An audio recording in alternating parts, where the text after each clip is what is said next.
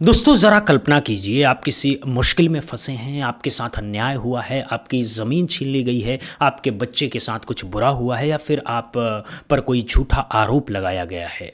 और जब आप हर जगह से निराश हो जाते हैं तो आप जाते कहाँ हैं? आप जाते हैं अदालत में, क्योंकि बचपन से सुनते आए हैं कि अदालत न्याय का मंदिर है, जज भगवान के समान होता है, यहाँ सच की हमेशा जीत होती है और झूठ हमेशा हारता है। लेकिन क्या हो अगर वही न्याय का मंदिर हिलने लगे?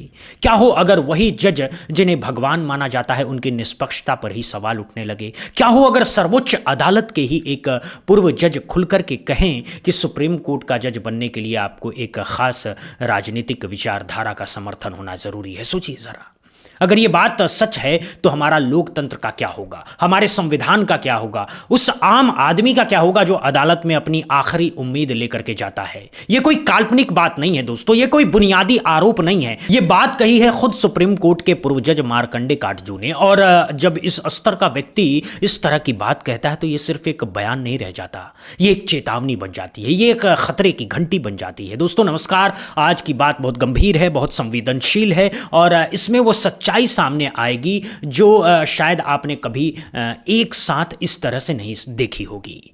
तो पहले समझिए कि मार्कंडे काटजू साहब ने क्या कहा। उन्होंने एक इंटरव्यू में साफ साफ कहा कि अगर आपको सुप्रीम कोर्ट का जज बनना है तो आपको एक खास पार्टी का समर्थक होना अनिवार्य है। अब जरा रुक करके सोचिए, यह बात कितनी खतरनाक है। सुप्रीम कोर्ट हमारे देश का सर्वोच्च न्यायालय है, यहां जो फैसले होते हैं वो पूरे देश पर लागू होते हैं, यहां जो व्याख्याएं होती हैं संविधान की वो आखिरी मानी जाती है।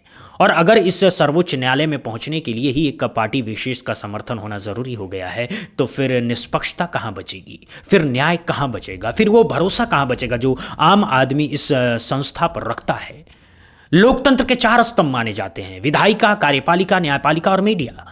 इनमें से मीडिया का क्या हाल है ये तो आप सब देख ही रहे हैं। गोदी मीडिया का नाम अब हर जुबान पर है, कौन क्या परोसता है, किसके इशारे पर क्या परोसा जाता है, यह अब किसी से छुपा हुआ नहीं है। विधायिका में बहुमत के दम पर बड़े बड़े फैसले होते हैं, बिल पास होते हैं, कानून बनते हैं। न्यायपालिका तो हमेशा सत्ता के नियंत्रण में रहती है, लेकिन एक उम्मीद बची हुई थी न्यायपालिका की, ये भरोसा बचा हुआ था कि चाहे कुछ भी हो जाए अदालत तो सही फैसला सुनाएगी ही, जज तो संविधान के मुताबिक चलेगा ही। लेकिन अब अगर इस आखिरी उम्मीद पर भी सवाल उठने लगो तो क्या होगा? मार्कंडे काटजू सिर्फ कोई आम व्यक्ति नहीं है, वो खुद सुप्रीम कोर्ट के जज रह चुके हैं। उन्होंने सालों न्यायपालिका के अंदर इस सिस्टम को देखा है। जब वो बाहर आकर के ऐसी बातें कह रहे हैं तो उनके पास उसका आधार होगा, उनके पास अनुभव होगा, उनके पास वो जानकारी होगी जो शायद आम जनता तक नहीं पहुंची है। अब इस बात को और गहराई से समझने के लिए कुछ हालिया घटनाओं पर नजर डालते हैं जो साफ बताती है कि अदालतों का रवैया कैसे बदल रहा है। पहला उदाहरण लीजिए, हाल ही में सोशल मीडिया पर एक वीडियो खूब वायरल हुआ था। इस वीडियो में कुछ लोग गंगा में नाव पर सवार थे, चिकन पका रहे थे, पार्टी कर रहे थे और उनके बगल में शराब की बोतलें भी साफ दिखाई दे रही थी। अब ये घटना उस घटना से बिल्कुल मिलती जुलती है जो कुछ समय पहले हुई थी। उस समय भी कुछ युवक मांस पका रहे थे, पार्टी कर रहे थे, लेकिन फर्क सिर्फ इतना था कि वो युवक मुस्लिम समुदाय से थे। अब देखिए कि दोनों मामलों में क्या हुआ। दोनों ही मामलों में गिरफ्तारी हुई, दोनों ही पर कार्रवाई हुई, लेकिन असली फर्क इस बात में है कि दोनों को जमानत कब मिली। मुस्लिम युवकों को लगभग 2 महीने तक जेल में रखा गया। उनके खिलाफ मीडिया ट्रायल चला, टीवी पर बड़े बड़े एंकर इस तरह चिल्ला रहे थे जैसे इन युवकों ने कोई बहुत बड़ा अपराध कर दिया हो। गंगा को पवित्र करने की बात कही गई, संस्कृति पर हमले की बात कही गई, धर्म पर चोट की बात कही गई। पूरे देश में ऐसा माहौल बना दिया गया जैसे इन कुछ युवकों ने कुछ पूरी सभ्यता पर हमला कर दिया हो। स्क्रीन पर वो दृश्य भयानक थे। एंकर छाती पीट पीट कर बोल रहे थे, स्टूडियो में पैनलिस्ट गला फाड़ फाड़ करके चिल्ला रहे थे और इसी मीडिया ट्रायल के दबाव में वो युवक 2 महीने तक जेल में सड़ते रहे। अब बनारस वाला मामला देखिए, जब वहाँ हिंदू युवकों के साथ ऐसी ही घटना सामने आई तो क्या हुआ? मीडिया लगभग चुप रहा, कोई बड़ी बहस नहीं हुई, कोई एंकर छाती नहीं पीट रहा था, कोई स्टूडियो में हंगामा नहीं और 2 दिन के अंदर ही उन्हें जमानत मिल गई। जरा सोचिए, एक तरफ 2 महीने, दूसरी तरफ 2 दिन।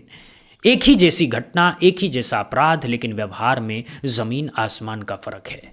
यही है वो दोहरा मापदंड जिस पर मार्कंडे काटजू साहब इशारा कर रहे हैं।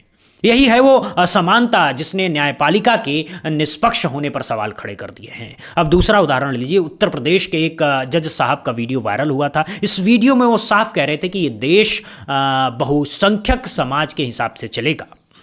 हिंदुओं के हिसाब से चलेगा, ना कि अल्पसंख्यकों के हिसाब से। दोस्तों जरा सोचिए, अगर एक जज जो संविधान की रक्षा करने की कसम खा करके अदालत में बैठता है, जो हर मामले में निष्पक्ष होकर के फैसला सुनाने की जिम्मेदारी निभाता है, वो खुलेआम मंच से इस तरह की सांप्रदायिक बातें करता है, तो उसकी अदालत में बैठे अल्पसंख्यक समुदाय के लोगों का क्या होता होगा? क्या उनके साथ न्याय हो पाता होगा? क्या उन्हें वही अधिकार मिलते होंगे जो संविधान ने उन्हें दिए हैं? क्या उन्हें वही सुनवाई मिलती होगी जो हर नागरिक का मौलिक अधिकार है? हालांकि बाद में उन जज साहब का तबादला कर दिया गया, लेकिन सवाल यह है कि तबादला कर देने से क्या होगा? अगर उनकी सोच ऐसी है तो वो जहां भी जाएंगे वहां भी वही करेंगे। उनकी अदालत में जो भी आएगा उसके साथ वही व्यवहार होगा। सिर्फ जगह बदलने से सोच नहीं बदलती है, सिर्फ कुर्सी बदलने से नजरिया नहीं बदलता है। और जब तक इस तरह की सोच रखने वाले लोग न्यायपालिका में बैठे होंगे तो आम जनता का क्या होगा? ये सबसे बड़ा सवाल है दोस्तों। अब तीसरा उदाहरण लीजिए, और यह उदाहरण भी और भी ज्यादा गंभीर है क्योंकि यह सीधे सर्वोच्च न्यायालय से जुड़ा हुआ है। देश के पूर्व मुख्य न्यायाधीश रंजन गोगोई का नाम तो आप लोगों ने सुना ही होगा। इनके कार्यकाल में कई महत्वपूर्ण फैसले हुए और इन फैसलों का श्रेय उन्हें मिलना ही चाहिए। इनमें सबसे बड़ा फैसला था राम मंदिर का। 5 जजों की बेंच ने यह फैसला सुनाया और इस बेंच की अध्यक्षता खुद रंजन गोगोई कर रहे थे। अब देखिए इसके बाद क्या हुआ है। उनके रिटायरमेंट के तुरंत बाद उन्हें एक उपहार मिला, एक तोहफा मिला, और वो तोहफा था राज्यसभा की सीट, और वो भी सत्तारूढ़ी पार्टी के कोटे से। अब आप खुद बताइए ये कैसे संभव है कि एक व्यक्ति जो सुप्रीम कोर्ट का सर्वोच्च पद संभाल रहा है, जिसके फैसले पूरे देश पर असर डालते हैं, वही व्यक्ति रिटायर होते ही उस पार्टी के टिकट पर राज्यसभा में पहुंच जाए जिस पार्टी से जुड़े मामलों पर उसने फैसला सुनाए हैं? क्या यह संदेह की गुंजाइश नहीं छोड़ता? क्या यह उस निष्पक्षता को कलंकित नहीं करता जो न्यायपालिका की पहचान होनी चाहिए? यह तो सीधे सीधे हितों का टकराव है। यह तो वो स्थिति है जहां जनता का भरोसा बुरी तरह से टूटता है, और जब जनता का भरोसा टूटता है तो लोकतंत्र की जड़ें कमजोर होती है। जब लोकतंत्र की जड़ें कमजोर होती है तो पूरा संविधान ढांचा हिलने लगता है।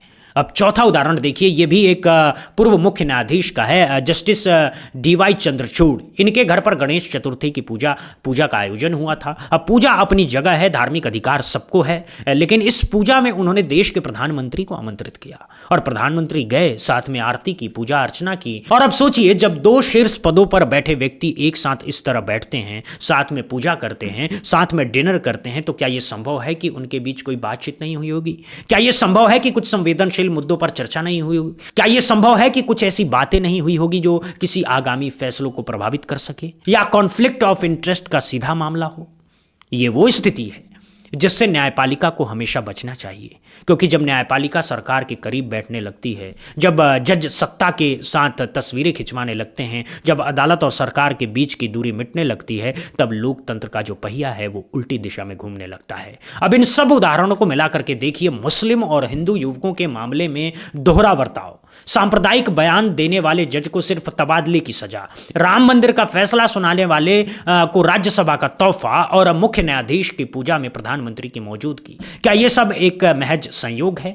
क्या यह सब बेमतलब की घटनाएं हैं, या इन सब के पीछे एक पैटर्न है, एक सोच है, एक दिशा है? मार्कंडे काटजू साहब शायद यही सब इशारा करना चाहते हैं। वो शायद यही बताना चाहते हैं कि अदालतें धीरे धीरे अपनी निष्पक्षता खो रही है, जज अपनी स्वतंत्रता खो रहे हैं, और न्यायपालिका धीरे धीरे एक खास विचारधारा के सामने झुकती जा रही है। यह बहुत खतरनाक स्थिति है दोस्तों, बहुत बहुत खतरनाक, क्योंकि जब बाकी सब संस्थाएं असफल हो जाती हैं तो आखिरी उम्मीद अदालत होती है। अगर अदालत भी झुक गई तो आम आदमी कहां जाएगा? अगर न्याय भी पक्षपाती हो गया तो जुल्म का शिकार कौन सुनेगा? अगर संविधान की रक्षा करने वाले ही संविधान को भूल गए तो लोकतंत्र कैसे बचेगा? और सबसे चिंताजनक बात यह है कि इस देश में न्यायपालिका पर भी सवाल उठना भी बहुत मुश्किल है। और सबसे चिंताजनक वाली बात यह है कि इस देश में न्यायपालिका पर सवाल उठाना भी बहुत मुश्किल है, बहुत जोखिम भरा है। अगर कोई सवाल उठाता है तो उस पर अवमानना का मुकदमा चलाया जा सकता है, उसे जेल भेजा जा सकता है, उसकी आवाज़ दबाई जा सकती है। हाल ही में एक और मामला सामने आया जब न्यायपालिका में भ्रष्टाचार की बात उठी, बातचीत होने लगी, बहस होने लगी, तो क्या हुआ? सुप्रीम कोर्ट का तेवर बहुत सख्त हो गया और NCERT की किताबों में न्यायपालिका में भ्रष्टाचार वाला पूरा अध्याय ही हटा दिया गया। यानी अब बच्चे ये भी नहीं पढ़ पाएंगे कि न्यायपालिका में भ्रष्टाचार जैसी कोई चीज भी हो सकती है। अब ये वो भी नहीं जान पाएंगे कि इस संस्था पर सवाल भी उठा सकते हैं। ये कौन सी शिक्षा है? ये कौन सी पारदर्शिता है? ये कौन सा लोकतंत्र है? जहां सच को किताब से ही मिटा दिया जाए, जहां सवालों को पैदा होने से पहले ही दबा दिया जाए, जहां असली समस्या से नजरें फेर ली जाए। अब रुकिए और दूसरे पहलू पर भी सोचिए, क्या न्यायपालिका में सब कुछ बुरा ही है? क्या सारे जज खराब हैं? क्या हर फैसला पक्षपाती है? बिल्कुल नहीं, ऐसा नहीं, ऐसा बिल्कुल भी नहीं है। इस देश की न्यायपालिका ने बहुत बार लोकतंत्र की रक्षा की है, बहुत बार सरकार के मनमाने फैसलों पर रोक लगाई है, बहुत बार आम आदमी के अधिकारों की रक्षा की है। हमारी अदालतों ने ऐतिहासिक फैसले दिए हैं, मौलिक अधिकारों की व्याख्या की है, समानता का अधिकार स्थापित किया है, अल्पसंख्यकों की रक्षा की है और कई बार सरकार के विपरीत भी जाकर के सही फैसले सुनाए हैं। इसीलिए पूरी न्यायपालिका को कटघरे में खड़ा करना गलत होगा दोस्तों। लेकिन जो विसंगतियां सामने आ रही हैं, जो सवाल उठ रहे हैं, उन्हें भी नजरअंदाज नहीं किया जा सकता है। हमारी उम्मीद यही है कि न्यायपालिका मजबूत हो और मजबूत होती जाए, उसकी भूमिका बढ़े, उसका दायरा बढ़े, उसकी स्वतंत्रता बढ़े। राजनीतिक दबाव हर सरकार के समय में अदालतों पर रहा है, हर युग में जजों को प्रभावित करने की कोशिशें हुई है, ये कोई नई बात नहीं है। लेकिन ज़्यादातर मौक़ों पर हमारी न्यायपालिका ने अपना काम सही ढंग से किया है। उसने दबाव के बावजूद सच्चाई का साथ दिया है, उसने खतरों के बावजूद संविधान का पालन किया है। लेकिन अब जब कोई पूर्व जज खुल करके कहे कि कुछ गलत हो रहा है तो उसकी बात को गंभीरता से सुनना चाहिए। मार्कंडे काटजू कोई आम व्यक्ति नहीं है, वो इस सिस्टम के अंदर से आए हुए व्यक्ति हैं। उन्होंने इसे करीब से देखा है, उन्होंने इसे जिया है। अगर वो चिंता जता रहे हैं तो उसकी कोई ना कोई वजह ज़रूर होगी। अब आखिरी में कुछ बातें जो हम सबको याद रखनी चाहिए। पहली बात, अदालत हमारी आखिरी उम्मीद है। इस उम्मीद को बचाना हम सबकी जिम्मेदारी है। हमें सजग रहना है, हमें सवाल उठाने हैं, हमें असमानता को पहचानना है, हमें न्यायपालिका पर भरोसा रखना है, लेकिन उस भरोसे के साथ साथ उससे जवाबदेही भी मांगनी है। दूसरी बात, हम सबको यह समझना है कि न्यायपालिका की निष्पक्षता सिर्फ जजों की जिम्मेदारी नहीं है, यह पूरे समाज की जिम्मेदारी है। हमें ऐसा माहौल बनाना होगा जहां जज स्वतंत्र होकर के फैसला सुना सकें, जहां उन पर कोई दबाव ना हो, जहां उनकी सुरक्षा सुनिश्चित हो, जहां उनकी आज़ादी बरकरार रहे। और तीसरी बात, हमें मीडिया ट्रायल से बचना होगा। जब मीडिया एक तरफ झुक करके एक समुदाय के खिलाफ माहौल बनाती है तो अदालतें भी प्रभावित होती है। यह बहुत गलत है, यह बहुत खतरनाक है। हर मामले में निष्पक्ष कवरेज होना चाहिए, हर आरोपी को निर्दोष माना जाना चाहिए जब तक अदालत उसे दोषी न ठहराए। चौथी बात, हमें यह भूलना नहीं चाहिए कि इस देश का संविधान सबसे ऊपर है। कोई भी पार्टी, कोई भी सरकार, कोई भी व्यक्ति संविधान से बड़ा नहीं है और संविधान की रक्षा का अंतिम काम न्यायपालिका करती है। इसीलिए न्यायपालिका को संविधान के साथ खड़ा रहना है, संविधान के ऊपर, किसी और चीज के साथ नहीं। पांचवी और आखिरी बात, हमें यह याद रखना है कि लोकतंत्र एक नाजुक चीज है। इसे बनाने में दशकों लगते हैं लेकिन बिगाड़ने में महीनों लगते हैं। इसकी रक्षा हम सबको मिलकर के करनी है। इसके चारों स्तंभों की रक्षा हमें करनी होगी।